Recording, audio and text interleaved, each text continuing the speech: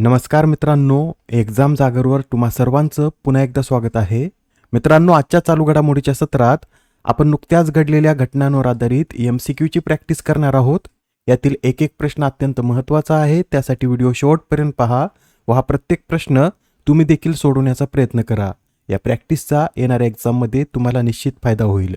आणि आजच्या व्हिडिओची PDF download करायची असेल तर तुम्ही एक्झाम जागर या टेलिग्राम चॅनलवरून ती डाउनलोड करू शकता. आजची PDF संध्याकाळी 6 वाजता उपलब्ध होईल. चला तर आपण आजच्या प्रॅक्टिस सत्राला सुरुवात करूया. पहिला प्रश्न पहा. मित्रांनो, नुकतंच आता व्हेनेझुएलामध्ये विनाशकारी भूकंप येऊन गेला व याच पार्श्वभूमीवर भारताद्वारे मानवतावादी मदत देखील पाठवण्यात आली व ही मदत कोणत्या ऑपरेशन अंतर्गत पाठवण्यात आली हेच आपल्याला सांगायचंय. या प्रश्नाचं उत्तर आहे पर्याय क्रमांक 3. तर आता भारताने व्हेनेझुएला या देशाला मदत करण्यासाठी ऑपरेशन आमिझदाद सुरू केला आहे.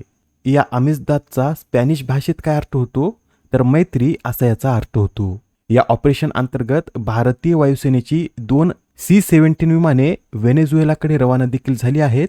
यात औषधे व वैद्यकीय उपकरणाव्यतिरिक्त 2 भीष्म क्यूब्स देखील आहेत. आणि मित्रांनो, व्हेनेझुएलामध्ये हा जो भूकंप झाला आहे हा त्या देशातील 126 वर्षातील सर्वात मोठा भूकंप आहे. यात अवघ्या 39 सेकंदात 7.2 व 7.5 रिश्टर स्केलचे असे 2 भूकंप धक्के बसले. आता हा प्रश्न पहा. कोणता देश हा इंटरनॅशनल बिग कॅट अलायन्सचा 27वा सदस्य बनला? या प्रश्नाचं उत्तर आहे पर्याय क्रमांक 2 म्हणजेच बांगलादेश हा आता इंटरनॅशनल बिग कॅट अलायन्सचा 27वा सदस्य बनला. याआधी आपण पाहिलं होतं की सौदी अरेबिया हा या अलायन्सचा 26वा सदस्य बनला असून सौदी अरेबियानंतर या अलायन्सचा सदस्य बनणारा बांगलादेश हा 27वा देश आहे. या इंटरनॅशनल बिग कॅट अलायन्स विषयी सुद्धा माहिती नोट करून घ्या. याच्या स्थापनेची घोषणा पंतप्रधान नरेंद्र मोदी यांनी 9 एप्रिल 2023 रोजी प्रोजेक्ट टायगरच्या 50व्या वर्धापन दिनानिमित्त केली होती. याचा उद्देश काय तर वाघ, सिंह, बिबट्या, हिमबिबट्या, चित्ता, जगवार आणि पुमा या 7 प्रमुख मार्जार प्रजातींच्या संरक्षणासाठी जागतिक सहकार्य वाढवणे हा या बिग कॅट अलायन्सचा उद्देश आहे. याचं मुख्यालय कुठे आहे तर भारतामधील नवी दिल्ली येथे याचं मुख्यालय असून या उपक्रमासाठी भारत सरकारने पहिल्या 5 वर्षासाठी 150 कोटी रुपयांचं बजेट देखील मंजूर केलं आहे. Next question. IBचे म्हणजेच इंटेलिजन्स ब्युरोचे नवीन संचालक म्हणून कोणाच्या नावाची घोषणा करण्यात आली? तर आता IBचे नवीन संचालक हे महेश दीक्षित असतील. कोण असतील तर महेश दीक्षित हे आता IBचे नवीन संचालक असतील. सध्या या पदावर कोण कार्यरत आहेत तर सध्या या पदावर तपन कुमार डेका हे कार्यरत असून ते 30 जून रोजी या पदावरून निवृत्त होतील व त्यानंतर महेश दीक्षित हे पुढील 2 वर्षासाठी IBचे संचालक म्हणून कार्य करतील. सध्या महेश दीक्षित हे IBमध्येच स्पेशल डायरेक्टर म्हणून कार्यरत आहेत. आता हा प्रश्न पहा काय म्हणतो. अलीकडेच चर्चेत असलेली नेत्र ही प्रणाली कोणत्या भारतीय संस्थेने विकसित केली? तर मित्रांनो, नेत्र ही प्रणाली DRDO द्वारे विकसित करण्यात आली. बरं, सध्या नेत्र प्रणाली चर्चेत का आहे तर अलीकडेच भारतीय हवाई दलाला या नेत्र प्रणालीसाठी अंतिम कार्यान्वयन मंजुरी मिळाली असल्यामुळे सध्या नेत्र चर्चेत आला आहे. नेत्रविषयी लक्षात ठेवा, नेत्र ही प्रणाली शेकडो किलोमीटर दूर असलेल्या शत्रूच्या विमानांवर, क्षेपणास्त्रांवर आणि ड्रोन्सवर बारीक नजर ठेवते. बरं, तुम्हाला हे माहित आहे का DRDOचे नवीन अध्यक्ष कोण आहेत तर राजेश कुमार सिंह हे आता DRDOचे नवीन अध्यक्ष आहेत. याआधी DRDOचे अध्यक्ष हे समीर वी कामत होते, पण 31 मेला ते निवृत्त झाल्यानंतर त्यांच्या जागी राजेश कुमार सिंह यांची DRDOचे नवीन अध्यक्ष म्हणून नियुक्ती करण्यात आली. DRDOची स्थापना 1958 मध्ये करण्यात आली होती. याचं मुख्यालय दिल्ली येथे असून याचं बोधवाक्य काय तर बलस्य मूलम विज्ञानम असं DRDOचं बोधवाक्य आहे. Next question. भारतीय राष्ट्रीय महामार्ग प्राधिकरणाद्वारे पहिले वाहतूक लॉजिस्टिक संशोधन केंद्र कोठे स्थापन करण्यात येणार आहे? तर आता भारतीय राष्ट्रीय महामार्ग प्राधिकरण भारतातील पहिले वाहतूक लॉजिस्टिक संशोधन केंद्र हे दिल्ली या शहरात स्थापन करणार आहे.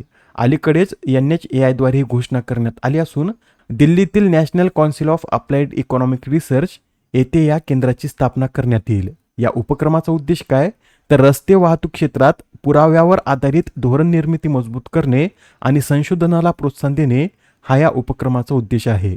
हे केंद्र स्थापन करण्यासाठी NHAIने national council of applied economic research सोबत एक सामंजस्य करार देखील केला आहे. येणाऱ्या एक्झाममध्ये हा प्रश्न निश्चित विचारण्यात येईल, तर लक्षात ठेवा NHAI द्वारे भारतातील पहिले वाहतूक लॉजिस्टिक संशोधन केंद्र हे दिल्लीत स्थापन करण्यात येत आहे.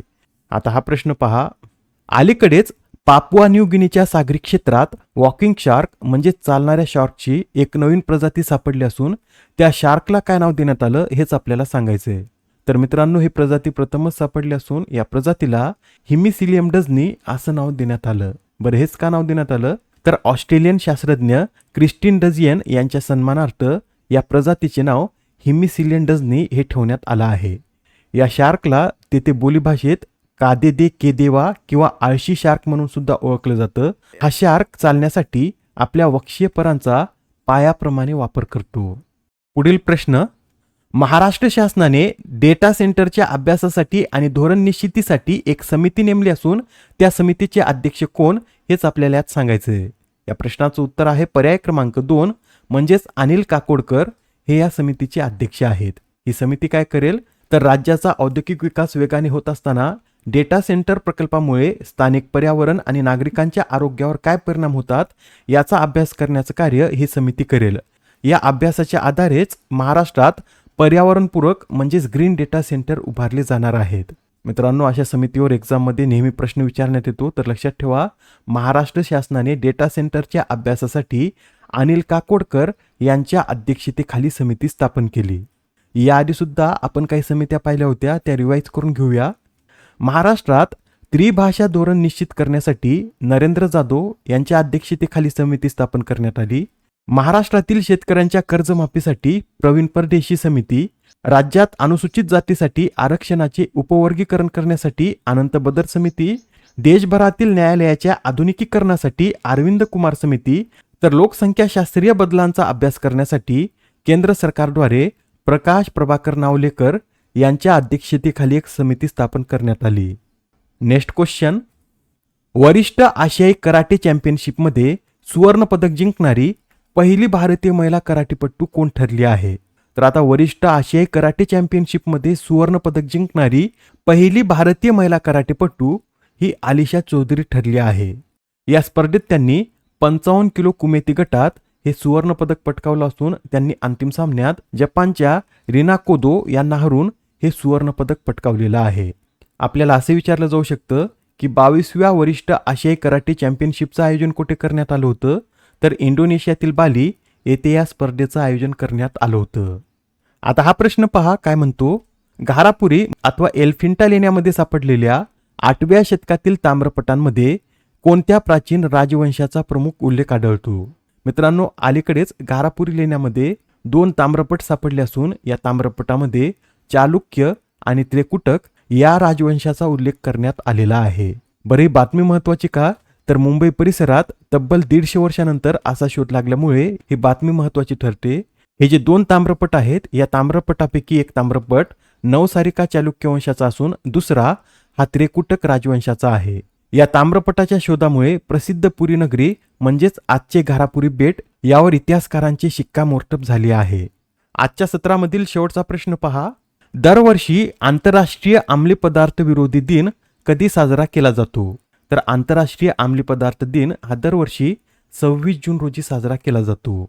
या आधीच्या सत्रात तुमच्यासाठीचा प्रश्न होता, QS world future skills index 2027 मध्ये आपला भारत कितव्या स्थानी आहे? या प्रश्नाचं उत्तर आहे पर्याय क्रमांक 1 म्हणजेच या रँकिंगमध्ये आपला भारत 13व्या क्रमांकावर असून भारताला यात किती गुण देण्यात आलेत? तर 89.4 इतके भारताला यात गुण देण्यात आलेत व भारत एकूण 89 अर्थव्यवस्थांमध्ये 13व्या क्रमांकावर आहे. बरं, यात पहिल्या स्थानावर कोण आहे? तर US यात पहिल्या क्रमांकावर असून ऑस्ट्रेलिया दुसऱ्या, UK तिसऱ्या, जर्मनी चौथ्या, तर कॅनडा हा देश यात 5व्या क्रमांकावर आहे. आजच्या सत्रामधील तुमच्यासाठीचा प्रश्न पहा, केंद्रीय सामाजिक न्याय आणि सक्षमीकरण मंत्रालयाने देशातील ज्येष्ठ नागरिकांच्या सुरक्षा, आरोग्य आणि कल्याणासाठी कोणते ॲप लॉन्च केले? आता या प्रश्नाचं उत्तर कमेंटमध्ये देण्याचा प्रयत्न करा. उत्तर चुकलं तरी काही हरकत नाही, कारण ज्यावेळेस तुम्हाला या प्रश्नाचं योग्य उत्तर माहीत होतं त्यावेळेस हा प्रश्न तुमच्या दीर्घकाळापर्यंत लक्षात राहतो. तर आता पुढच्या सत्रात पुन्हा भेटूया. धन्यवाद.